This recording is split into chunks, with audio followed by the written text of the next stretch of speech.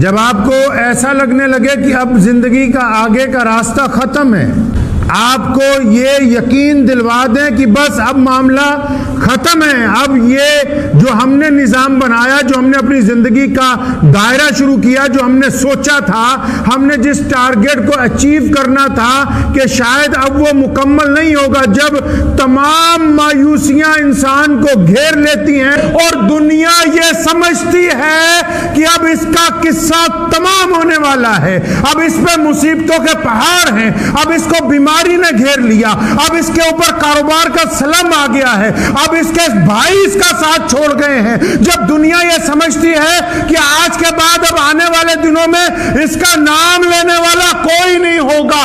السلام علیکم ورحمۃ اللہ وبرکاتہ۔ دوستو امید آپ حضرات خیریت سے ہوں۔ دوستو آپ کا خیر مقدم ہے ہمارے چینل ایم ایچ قیوم وائرل ٹاپکس پر۔ دوستو آج کی اس ویڈیو میں آپ حضرات کے سامنے شاہی امام پنجاب مولانا عثمان لدھیانوی صاحب کا ایک بہترین بیان لے کر کے حاضر ہوا ہوں۔ اس بیان سے آپ کو بہت زیادہ معلومات حاصل ہوگی اور بہت زیادہ آپ کو فائدہ بھی ہوگا۔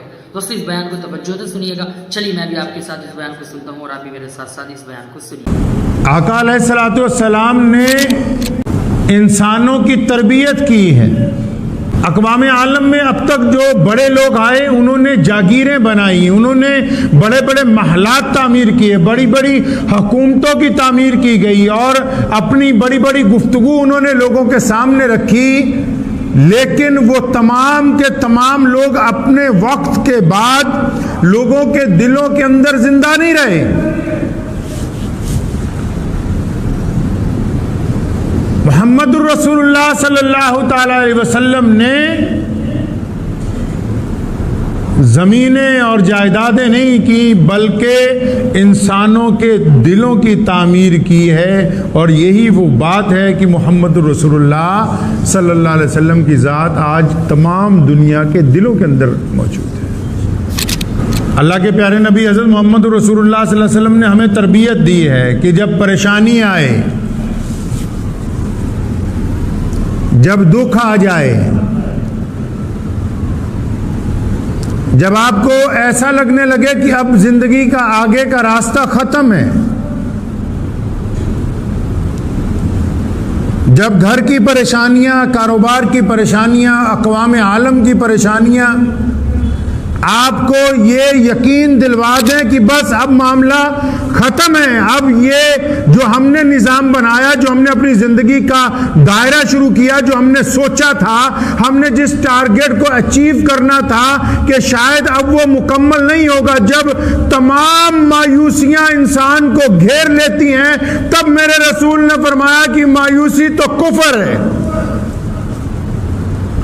فرمایا مایوس ہو جانا، فرمایا مایوسی تو کفر ہے۔ فرمایا مدتوں میں جو بندہ پریشان ہو جائے اور وہ پریشانیوں کے درمیان جب وہ روتا نہیں ہے، بلبلاتا نہیں ہے، جب وہ لوگوں کے آگے ہاتھ نہیں پھیلاتا اور مستقل مزاجی سے اس کی نگاہ اپنے اللہ کے اوپر لگی ہوئی ہوتی ہے اور دنیا یہ سمجھتی ہے کہ اب اس کا قصہ تمام ہونے والا ہے، اب اس پہ مصیبتوں کے پہاڑ ہیں، اب اس کو بیماری نے گھیر لیا، اب اس کے اوپر کاروبار کا سلم آ گیا ہے، اب اس کے بھائی اس کا ساتھ چھوڑ گئے ہیں، جب دنیا یہ سمجھتی ہے کہ آج کے بعد اب آنے والے دنوں میں اس کا نام لینے والا کوئی نہیں ہوگا، تو اللہ کریم نے رسول اللہ کو پیغام بھیجا، فرمایا ان مع العسر یسرا، کہ رسول کریم صلی اللہ علیہ وسلم میرے ان بندوں کو بتا دو کہ ہر ایک پریشانی کے بعد تمہارے لیے میں نے کامیابی رکھ دی ہے، اس لیے گھبرانے کی کوئی ضرورت نہیں ہے۔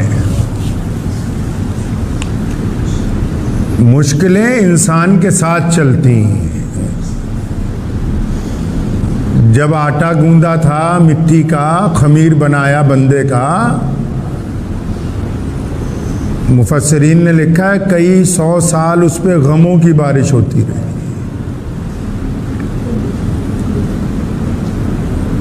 بعض حضرات ابھی 10-15 سال کی عمر میں ہوتے ہیں، پریشانی زندگی کے ساتھ ساتھ چلتی ہے،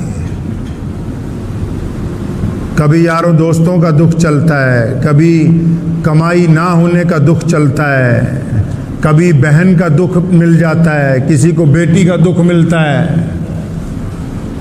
کسی کو بیوی کی طرف سے دکھ مل جاتا ہے، کسی کی اولاد نہیں ہوتی تب وہ دکھی ہو جاتا ہے، کسی کی ہوتی ہے فرما بردار نہیں ہوتی تب وہ دکھی ہو جاتا ہے،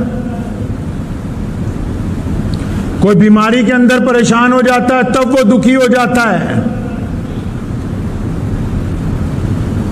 الگ الگ طرح کا دکھ جو ہے وہ انسان کے ساتھ ساتھ چلتا ہے ساری زندگی۔ اب بندہ کو کیسا ہونا چاہیے؟ اسلام نے کیا کہا بندہ کیسا ہو؟ یہ دکھ تو زندگی کے ساتھ ساتھ چلتے رہیں گے، کیا وہ روتا رہے؟ کیا وہ لوگوں کے آگے جا کے بس اپنے دکھڑے ہی سناتا رہے؟ رابعہ بصری بہت بڑی ولی گزری، ان کے پڑوس میں ایک نوجوان رہتا تھا، ایک دن بیمار ہو گیا، ملا کہنے لگا حضرت جی میں پریشان ہو گیا ہوں، میرے درد ہو گیا پیر میں۔ فرمایا عمر کتنی ہے؟ کہنے لگا 35 سال۔ کہتی 35 سال میں کتنی تکلیفیں آئیں؟ کہتا یہ پہلی تکلیف ہے۔ تو فرمایا کہ کبھی 35 سال میں جو آرام کی نیند سوئے، 35 سال میں جو عزتوں کا مزہ لوٹا، 35 سال میں جو اللہ کی نعمتیں حاصل کی، کیا کبھی ان کا ذکر بھی ایسے کیا کہ آج اس تکلیف کا ذکر کر رہے ہو؟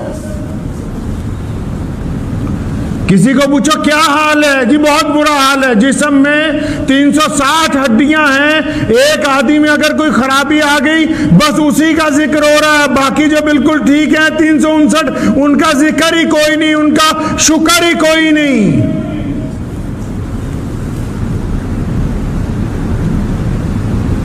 اللہ تعالیٰ کو بندہ وہ چاہیے جو اللہ کا شکر گزار بندہ ہو۔ قرآن نے کہا نا کہ ہر مشکل کے ساتھ آسانی ہے، ہر مشکل کے ساتھ آسانی ہے۔ ارے مشکل کیسی مرضی ہو، مشکل حکومت کی ہو، مشکل اقتدار کی ہو، مشکل صحت کی ہو، مشکل دولت کی ہو، مشکل بچوں کے ساتھ لگی ہو، مشکل کاروبار کے ساتھ لگی ہو، مشکل ماں باپ کے ساتھ لگی ہو، فرمایا اگر تم اس مشکل میں ثابت قدم رہو گے، اور جب مشکل آتی ہے نا تو مشکل بھی نعمت ہے۔ ایک بزرگ گزرے حضرت عبداللہ رحمۃ اللہ علیہ، ان کے دوست نے کہا کہ جب مجھے کوئی مشکل آتی ہے نا تو میں صبر کرتا ہوں۔ کہنے لگا اب صرف صبر ہی کرتے ہو؟ میں تو ایسا نہیں کرتا، مجھ پر جب مشکل آتی ہے تو میں اللہ کا شکر ادا کرتا ہوں کہ یا اللہ جتنی تو نے مجھے نعمتیں عطا کی ہیں یہ بھی تیری ان نعمتوں میں سے ایک نعمت ہے، کہ جب مشکل آتی ہے تو پھر بندہ رو کے اپنے رب سے گفتگو کرتا ہے۔ دنیا کی جو چیزیں جب کبھی ان سے پوچھو تو صحیح کہ یہ اس مقام تک پہنچی کیسے ہیں،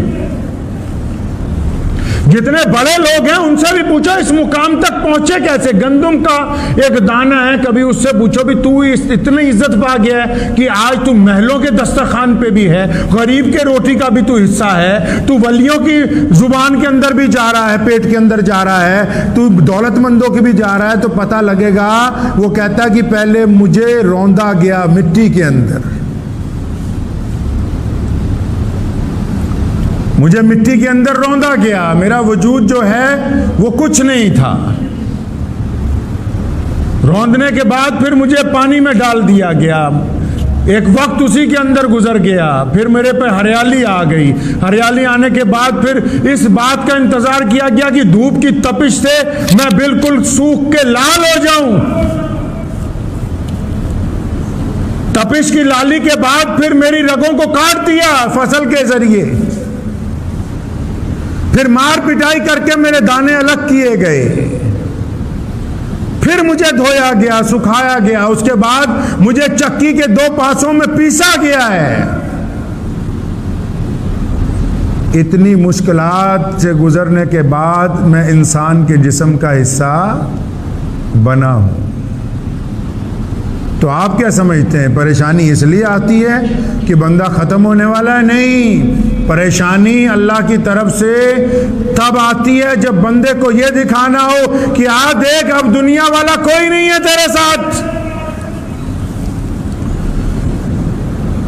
جب دکھوں کا مداوے کی بات آتی ہے تب یہ پتہ لگتا ہے اپنے کون ہیں، پرائے کون ہیں۔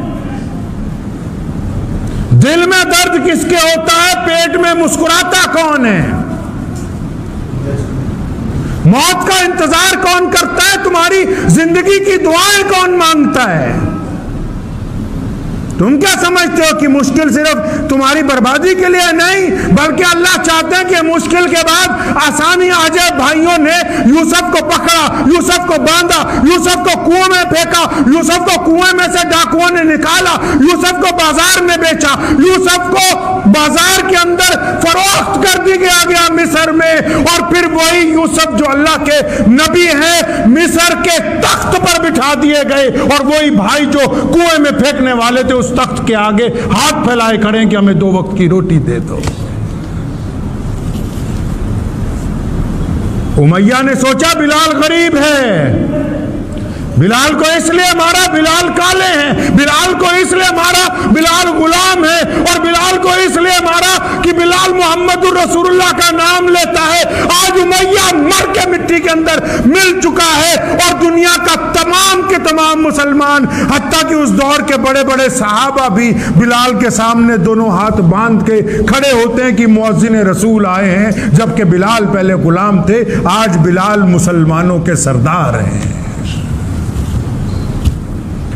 دنیا کیا سمجھتی ہے؟ پریشانی اس لیے آ گئی کہ اب بات ختم ہو گئی، بات ختم نہیں ہوئی، اب تو سونے کو آگ میں ڈالا گیا ہے تاکہ اچھی طرح کندن بن جائے۔ اس آگ کے درمیان پتہ لگے گا کہ کتنے لوگ آپ کے ساتھ ہیں، کتنے لوگ آپ کے مخالف ہیں، کتنے لوگ منتظر ہیں آپ کی تباہی کے۔ اور پھر اللہ نے وعدہ کیا ابراہیم علیہ السلام سے، جب پریشانی کے اندر تھا، جب وطن چھٹ گیا، جب بیوی بچے چھٹ گئے، اور فرمایا لوگ سمجھتے ہیں کہ میرا دوست پریشان ہو گیا، میں نے ایک پریشانی اگر رکھی ہے تو راحتیں 2 دوں گا، ایک دنیا کے اندر دوں گا، پھر ایک آخرت کے اندر دوں گا۔ فنا فی اللہ کی مظہر میں بقا کا راز مضمر ہے، فنا فی اللہ کی مظہر میں بقا کا راز مضمر ہے، جنہیں مرنا نہیں آتا انہیں جینا نہیں آتا۔ علامہ اقبال نے کہا نا، تم دیے باد مخالف سے نہ گھبرائے عقاب۔ جب ہوا چلتی ہے نا الٹی، تو شاہین جو پرندہ ہوتا ہے وہ گھبراتا نہیں۔ فرمایا تم دیے باد مخالف سے نہ گھبرائے عقاب، یہ تو چلتی ہے تجھے اور اونچا اڑانے کے لیے۔ یہ اللہ کا نظام ہے۔ میں گفتگو ان لوگوں سے کر رہا ہوں جو گھریلو طور پر پریشان ہیں، میں ان لوگوں سے گفتگو کر رہا ہوں جو یہ نا امید ہو چکے کہ شاید یہ بیماریاں ہمارا پیچھا نہیں چھوڑیں گی، میں ان کو بات کر رہا ہوں جن کے کاروبار کی پریشانیوں نے انہیں نا امید کر دیا ہے، میں ان سے گفتگو کر رہا ہوں جو اپنے رشتوں کی کڑواہٹ کی وجہ سے سوچتے ہیں کہ زندگی اب ختم نہیں ہے، ختم نہیں ہوئی، اب زندگی کی ابتدا ہوئی ہے۔ سونے رسول صلی اللہ علیہ وسلم نے مکے کی دھرتی سے جب اسلام کی بنیاد رکھی، مکے کا گورنر ناراض ہو گیا، گورنر کے چیلے ناراض ہو گئے، عتبہ ناراض ہو گیا، ولید ناراض ہو گیا، امیہ ناراض ہو گیا، عبداللہ بن لوگ ناراض ہو گئے، اور لوگ سمجھتے تھے کہ یہ پورے مکے والے رسول اللہ کے مخالف ہو گئے، اب کچھ نہیں بن سکتا ہے۔ لوگوں کو غلط فہمی ہو گئی، لیکن اللہ نے اپنے محبوب کو بتا دیا تھا کہ میرے محبوب جب ہم مشکل دے رہے ہیں تو ہمارا وعدہ ہے کہ اس کے ساتھ آسانی آئے گی۔ کئی لوگ زندگی سے نا امید ہو جاتے ہیں، اسلام نے کہا نا امیدی کفر ہے، اور پھر اللہ نے قرآن پاک میں وعدہ فرمایا ان اللہ مع الصابرین۔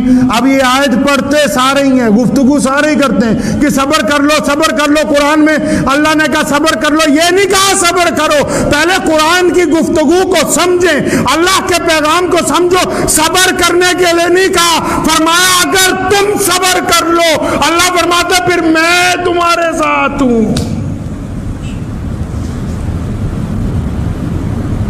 بات سمجھ نہیں آئی آیت کی؟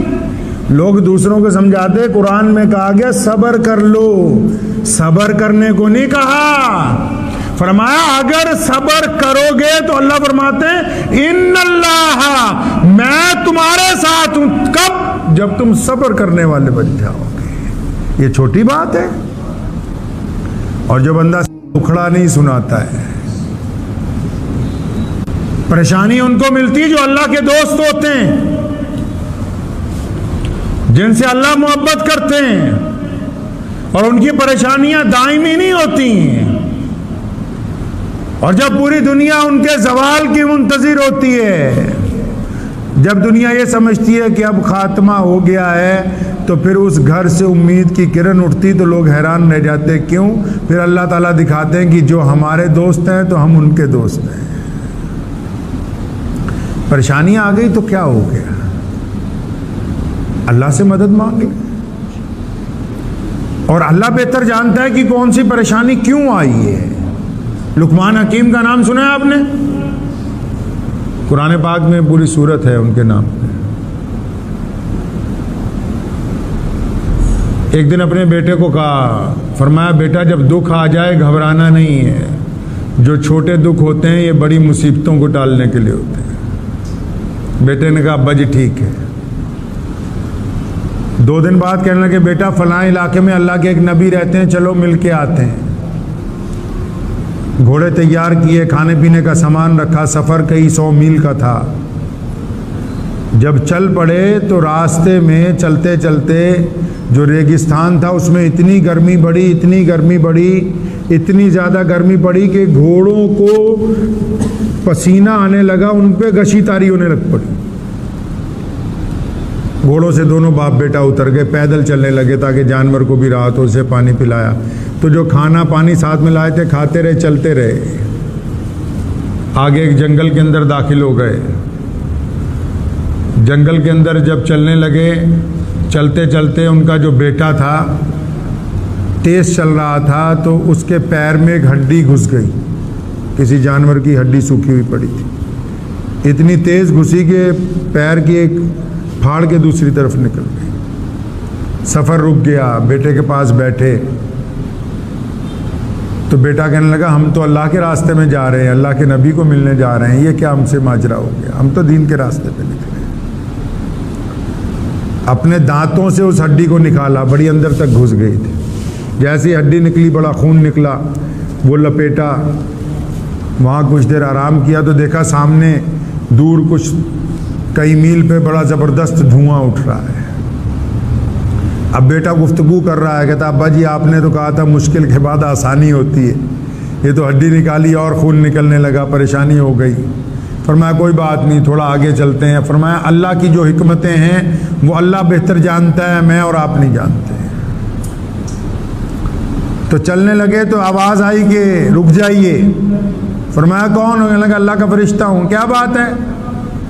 کہنے لگا آگے ایک گاؤں ہے، اس پہ عذاب نازل کرنے کی میری ذمہ داری ہے، اور ابھی آج وہاں عذاب نازل ہوا ہے، اس لیے آپ رک جائیں۔ تو جب رکے اس نے کہا آپ کو ابھی سواریاں بھی ملیں گی، ان کا پاؤں بھی ٹھیک ہو جائے گا، لیکن آپ تیز بہت چل رہے تھے تو میں نے اللہ سے دعا کی کہ یا اللہ یہ تیرا نیک بندہ اس سمت جا رہا ہے جدھر عذاب نازل کرنا ہے۔ کہنا میری پہلی دعا پر آپ کے گھوڑوں کو پسینہ آیا، وہ میری دعا کی برکت تھی۔ میری دوسری دعا پر آپ کو پیدل چلنا پڑا، وہ میری دوسری دعا کی برکت تھی۔ پھر بھی اگر آپ نہیں رکے تو یہ جو پاؤں میں ہڈی گھسی ہے یہ میری تیسری دعا کی برکت سے گھس گئی، تاکہ آپ اس مقام تک نہ پہنچ جائیں جہاں پر عذاب نازل کیا جا رہا ہے۔ اللہ بہتر جانتے ہیں، بندہ نہیں جانتا ہے۔ اپنے مزاج کے اندر اس بات کو یقین بنا لیں، شکر گزاری کی بات۔ سلطان محمود کے پاس ان کا ایک غلام تھا، اس کا نام تھا ایاز۔ تو دربار میں روز نئی نئی باتیں ہوتی تھی۔ ایک دن سنترا منگوایا تو سارے وزیروں کو دیا، تو جتنے وزیروں نے کھایا انہوں نے تھوک دیا۔ ایاز کو دیکھا تو بڑے اطمینان سے، بڑی محبت سے اس کو کھا رہا ہے۔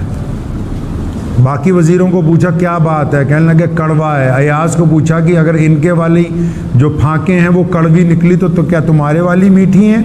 کہنے لگا نہیں بادشاہ میرے والی بھی کڑوی ہے، لیکن میں نے یہ سوچ کے کھایا کہ ان ہاتھوں سے روزانہ میٹھا کھاتا ہوں، اگر ان ہاتھوں سے ایک دن کڑوی پھانک مل گئی تو کیا بات ہو گئی، میں تو ان ہاتھوں کو دیکھتا ہوں جن ہاتھوں سے مجھے دی گئی ہے۔ پریشانیوں میں صبر اس لیے کہ اللہ آپ کے ساتھ ہو، اور اس انتظار میں نہ رہیں کہ کوئی آدمی برباد ہو جائے گا تو ہم خوشی منائیں گے۔ اسلام نے منع کیا ہے۔ اگر کوئی پڑوسی اس انتظار میں ہے کہ میرا ساتھ کا پڑوسی چاہے وہ کسی بھی مذہب کا ہے، اسلام نے مسلمانوں کی بات نہیں کی، اسلام نے پوری دنیا کی بات کی ہے، تبھی تو آج اسلام سب سے اوپر ہے، اور دنیا کے جتنے بدماش ہیں وہ اسلام کو گالی دے کے اسلام کے برابر آنا چاہتے ہیں۔ اسلام کے برابر کائنات میں کوئی آ نہیں سکتا، صرف وہی آ سکتا ہے جو ان عادات کو اپنائے گا۔ اسلام نے کہا ہے کہ اگر پڑوسی دکھوں کے اندر ہے، اس انتظار میں نہ رہو کہ یہ برباد ہوگا تو میں اس کا مکان خریدوں گا۔ اگر کوئی پریشانی میں ہے یہ انتظار نہ کرنا۔ اسلام نے کہا کہ بندے وہی یاد رکھے جاتے ہیں جو دکھ درد میں ساتھ ہوں۔ بارات جب نکلتی ہے ڈھول بجتا ہے بتھیرے سے تماش بین آ جاتے ہیں، لیکن جب مصیبت پڑتی ہے تب پتہ لگتا ہے کہ دوست کون ہے، اپنا کون ہے، پرایا کون ہے، اور جو پھر اپنے ہوتے ہیں۔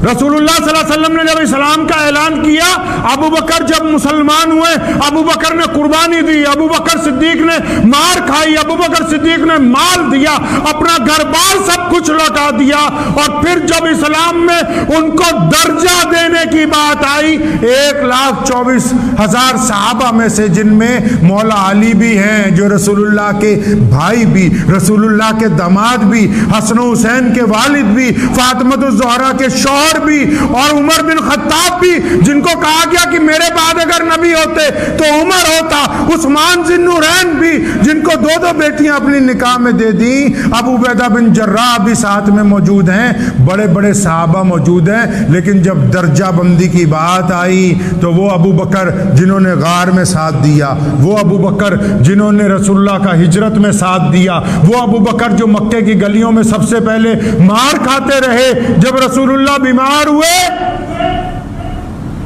سارے صحابہ دم بخود تھے کہ آج نماز کون پڑھائے گا۔ سولہ رسول نے فرمایا کہ میرے مصلی پر اگر کوئی کھڑا ہو کر امامت کرے گا تو وہ ابو بکر کریں گے۔ آپ کیا کہتے ہیں؟ پریشانیوں اور دکھوں کے بعد ان کا انعام نہیں ملتا؟ اللہ نے ایسے انعام رکھے بندہ ان کا اندازہ نہیں لگا سکتا ہے۔ ان انعامات کا انداز، بس انداز عشق جو ہے وہ سیدنا ابو بکر صدیق جیسا ہونا چاہیے اللہ اور اس کے رسول۔ اس لیے یاد رکھیں یہ اسلام کا سبق ہے۔ قرآن نے کہا کہ ہر پریشانی کے بعد راحت ہے، اللہ کا وعدہ ہے۔ قرآن نے کہا کہ صبر کرو اللہ تمہارے ساتھ ہے۔ قرآن نے کہا صبر اور اللہ کے نام لے کے اللہ سے مدد مانگو تم طاقتور ہو جاؤ گے۔ اور اسلام نے کہا کہ جب تم صبر کے ساتھ اللہ کی مدد سے چلتے رہو گے تو تمہاری کامیابی پوری دنیا کے سامنے ایک دن رہ کے آئے گی۔ اس لیے اپنی زندگیوں میں جو غم ہیں ان غموں کو بتا دیں کہ میرا اللہ میرے ساتھ ہے۔ زندگی میں جو پریشانیاں ہیں ان کو بتا دیں ایک بات کہ میرا رب میرے ساتھ ہے، میں اللہ سے مدد لے رہا ہوں، میں اللہ کی طاقت سے طاقتور ہوں، میں اللہ کی طاقت سے کاروبار میں کامیاب رہوں گا، میں نے اللہ کی طاقت سے صحت حاصل کرنی، میں نے اللہ کی طاقت سے اپنے گھر کے معاملات درست کرنے، میں نے اللہ کی طاقت سے عزت حاصل کرنی۔ اور جو بندہ اللہ کی طاقت کے ساتھ چلتا ہے دنیا کی طاقتیں اس کے آگے چل نہیں سکتی۔ تو کریں انشاءاللہ تعالی۔